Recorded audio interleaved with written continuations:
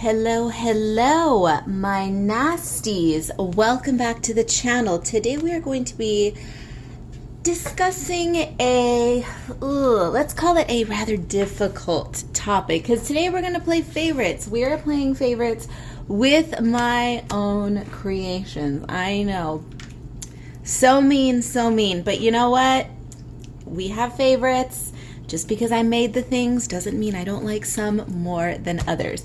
Now, it is a difficult decision because I do get this question fairly often. Someone will reach out to me and say, hey, just out of curiosity, what's your favorite book? What are your top two, your top three? Well, just to make things easier on me, we're going to do my top 5 books, because at this point I have, 15, 16 books out. So let's just pick my favorite 5. Okay, and they all have different reasons for being my favorite. Some of them are my favorites not necessarily because of the artwork, but because of the theme, just things of that nature. So let's go ahead and dive right on into it. Now, I think for the most part, these are in chronological order. So we'll just go in chronological order from not my favorite to the least favorite, not my least favorite to my most favorite, nothing like that. They're just in chronological order from when I created the books.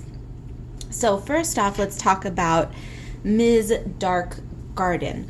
Now, this book was my second book ever created, and this one the theme is toxic and deadly botanicals. So all plants that are going to hurt you or they're going to kill you. It's just, the theme was at the time quite a departure from my very first book, which was Spooky Sweets, innocent, Halloween, cutesy, gothy, cutesy, boopsy, whimsical, all of that.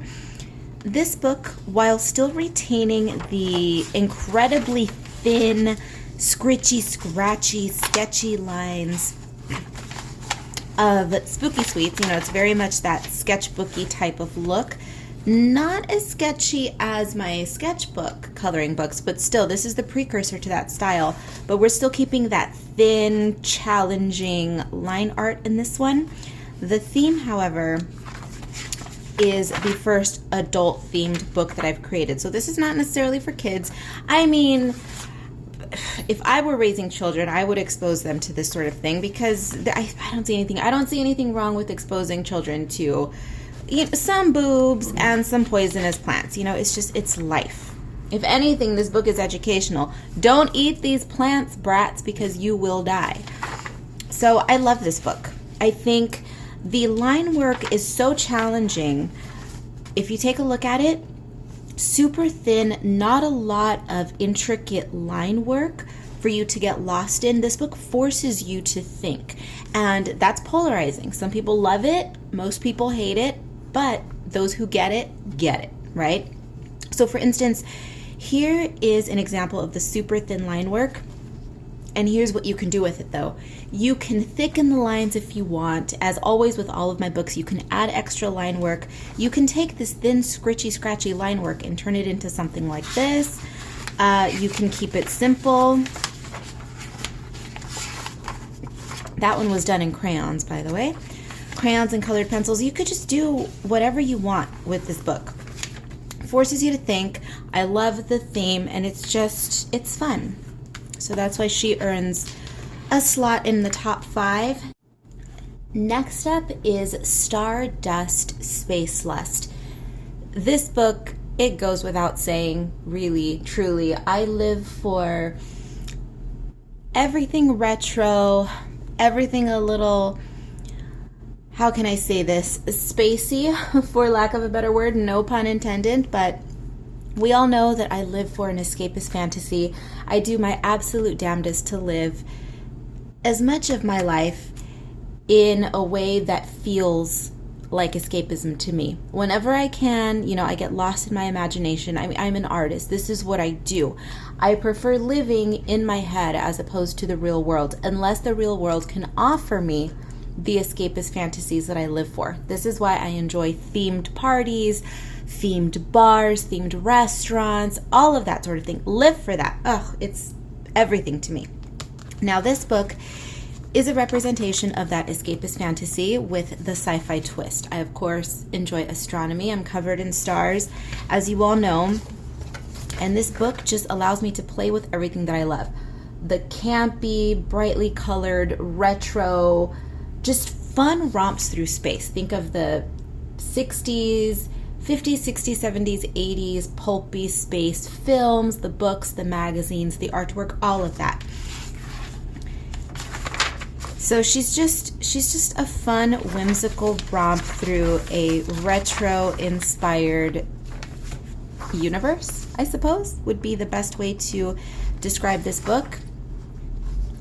Cute little creatures, ray guns, androgynous alien creatures, just, she's super fun. I love this book. Look, adorable. Adorable, but he might kill you. I don't know. He's got some lethal fangs on him. I don't know. See, look at those claws. It's space. You just don't know. But this book truly allows you to, and encourages you to go as wild as you'd like. So, that's Stardust Space Lust. Next, we have Spooklets Volume 1. Spooklets Volume 1 is...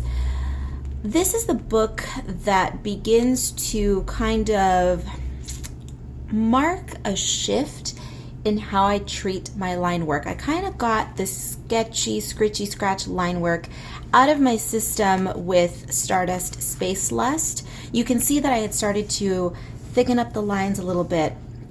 A definite departure from Spooky Sweets and Dark Garden and Wee Wickeds, and then now we're moving into a bit more solid line, a bit more cartoony, still retaining that sketchy, loose aesthetic that I appreciate and love and enjoy creating. But this book is definitely the most, I would say, cliche me book. The most cliche is not the right word. Let's say the most quintessentially Karla book, because it's got everything that I'm known for.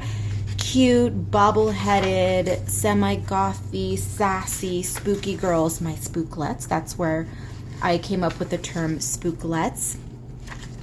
Just adorable, again, semi-gothy, hyper-feminine, funky clothes, cool hair, crazy accessories. It's just so incredibly me. And there's no rhyme or reason to this book. There's no thematic elements as there have been with some of my previous titles, such as Stardust Space Lust or Dark Garden. It's just a bunch of cute, spooky girls compiled into one collection. This page right here, this one was directly an inspiration to Spooklets Volume 2, which is Belle Pipistrelle, this little vampire girl with the bat.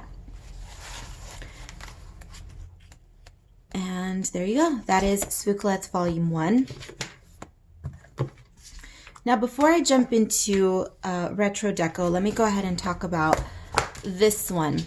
Maud a la Mode is a coloring book that I created under my Cat Eyes and Cacti brand.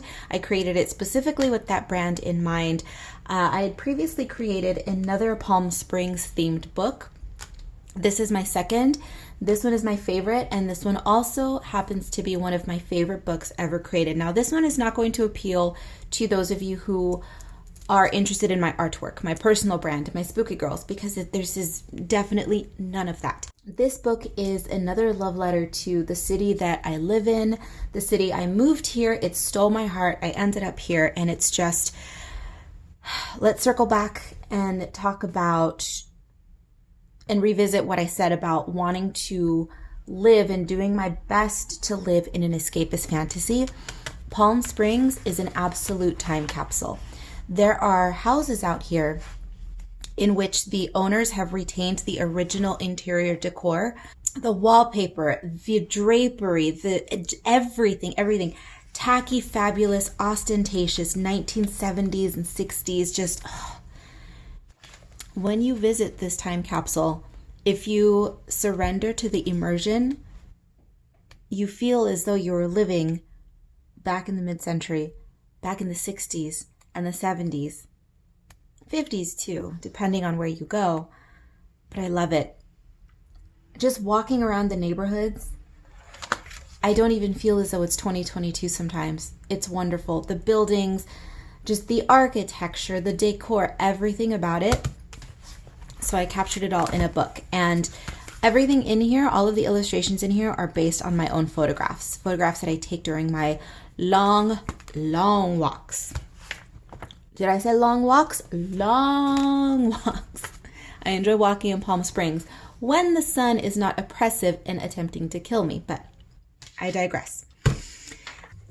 Finally, we are going to discuss retro deco. Hands down, this book has to be my absolute favorite. I know I said that Spooklets was the most representative book, and you know, I waxed poetic about my other books and why I love them. But this one right here captures, I think, my essence the best. It encompasses everything that I've discussed in this entire video prior to this book.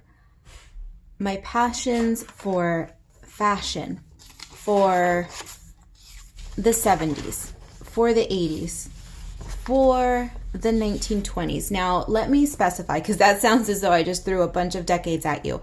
So, my sweet spots in terms of fashion, decor, and everything else, aesthetic and beautiful. 1925 to 1935, 1975 to 1985. So those 2 decades, those 20 years are the decades that capture everything that I love. Art Deco, the flappers, that jazz period, the disco, the Art Deco revival that was the disco, and then the 80s, which was an amalgamation of everything plus the bright colors. So in this book, we have everything. We've got the Art Deco inspired jewelry, the giant 80s inspired jewelry, the big 80s hair, the crazy 80s makeup. This page right here is a little bit of that 70s Art Deco revival with some 80s graphic elements tossed in. So you can see how this book is definitely an amalgamation of everything that makes up my interests. Now this book, you might be thinking, well, wait a minute, but where are all the skulls and the spooky gothiness? Oh, there's plenty of that in this book as well. This colored page right here, this 1920s sassy flapper, she's got a little bit of a gothic edge to her. She's got a skull. Look at that skull. We've got a skull. This one as well, she has the corset, which is this outfit as a whole is definitely more 80s, but she's got that 80s new wave kind of a goth, new romantic with the skull and the sharp eyeliner. So we've got everything in here. Everything that is me is in this book. Oh, here you go. The Disco Vampire. If you know me, you know. If you follow me on social, you know. This page is very much me, right? The 70s, the stars, the 80s, everything, just everything in this book is a representation of everything I hold so dear. Escapism, fashion, aesthetics, music. What else can I say? She's my favorite. To this day, hands down, my favorite book. So now you know. Now you know. Anyone who was dying to ask that burning question, what my favorite book is, well, it's got to be Ms. Retro Deco. So there you have it. Thank you so much for joining me for this little chit chat, this little romp through my top 5 favorite books. I hope that you enjoyed hanging out with me and having this little chit chat. Do let me know down below what your favorite book or your favorite top 2 or 3 of my titles are. I would love to hear. I'm super curious because I've said this before that my tastes and my interests are often very different from my own supporters, fans of my work. We're very different people. It's so crazy, and I love it though, because it's an interesting mix knowing that the stuff that I'm creating, what I gravitate towards is not what my audience gravitates towards. Not always, but in some cases. And we have this fun kind of push-pull relationship where I can't predict what you guys are going to enjoy, and you guys can't predict what I'm going to create. It's fabulous. So thank you for being here in whatever way that you are here, whether you are simply a subscriber on YouTube, whether you are a follower on Instagram, a Patreon patron, or a combination of any of those. Thank you. Thank you, thank you, thank you. I can't say that enough. I know it's gratuitous thank yous. I'm throwing them at you because you know what? I mean it. Off I go. You need to take off too. Go do something fun with yourself. Be bad, be good. I do not give a damn which. Just come back in one piece. Try to, at least. All right. I will see you in the next one. Oh, everything you need to know will be down below, as always, but you knew that already. All right. See you in the next one.